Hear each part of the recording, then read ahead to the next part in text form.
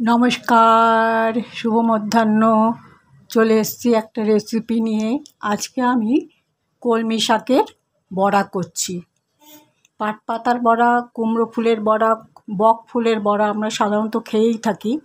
আজকে আমি করছি কলমি শাকের বড়া। এই জন্য এই কলমি শাকগুলো আমি ভালো করে ধুয়ে জল ঝরিয়ে রেখেছি।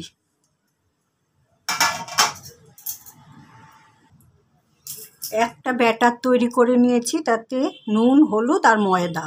ব্যাটারটাকে অনেকক্ষণ ধরে ফেটিয়ে নিয়েছি। এবার আমি বড়াটা ভাজবো।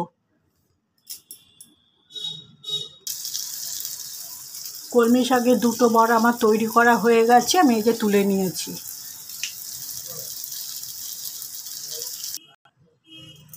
কলমি শাকের সব বড়াগুলি আমি ভেজে তুলে নিয়েছি। আপনারাও এরকমভাবে তৈরি করে নিতে পারবেন।